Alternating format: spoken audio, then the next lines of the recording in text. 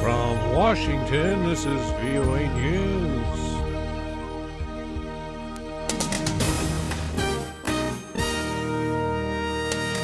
UN Secretary General Ban Ki-moon blames both Israel and Hamas for their conflict. Downing a Malaysian airliner may be a war crime. I'm Ray Kouguell reporting from Washington. United Nations Secretary General Ban Ki-moon says that war-torn Gaza is in critical condition and that both Israel and Hamas militants are to blame. The UN chief accused both sides of behaving in an irresponsible, morally wrong way in their conflict. In the name of humanity, the violence must stop.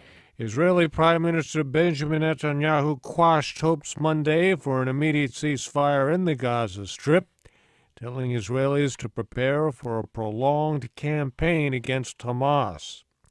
The UN Security Council adopted a statement calling for an immediate and unconditional humanitarian truce.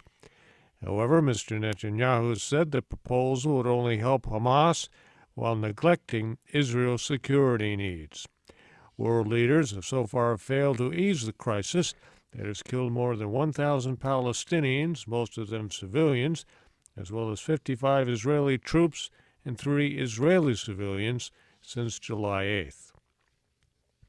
Ukraine's military says it captured more territory Monday from pro-Russian rebels near the site of a downed Malaysian airliner, and it says flight data shows the jetliner was destroyed by missile shrapnel.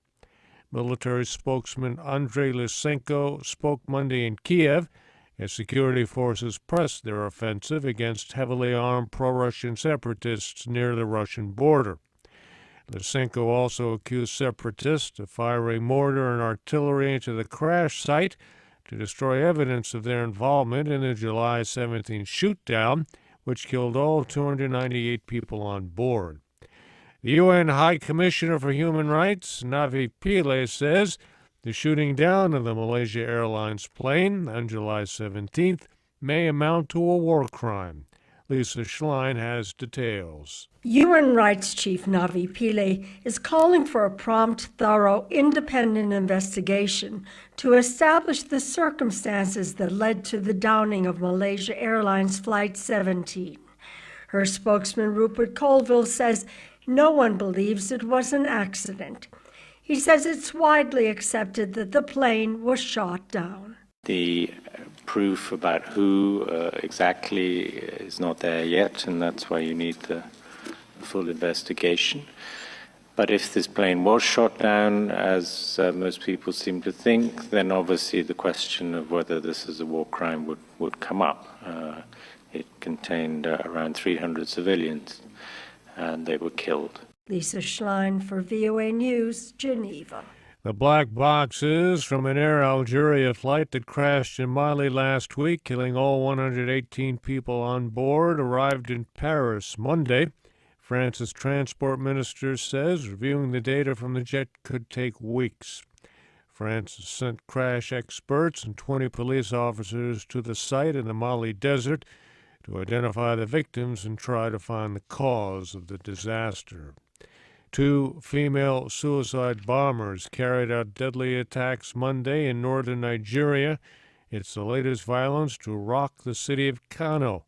One woman blew herself up while standing in line with other women who were waiting to buy kerosene for cooking, killing 3 people. Hours later, a second bomber blew herself up in a commercial district of the city, injuring 6.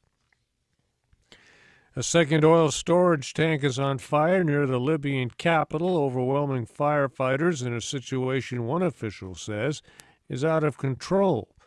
A spokesman for the National Oil Company says a rocket hit the second tank Monday during clashes between militias fighting for control of the nearby airport. Residents within a 5-kilometer radius near Tripoli International Airport were told to evacuate. U.S. Secretary of State John Kerry says countries that undermine religious freedoms ultimately threaten their own security.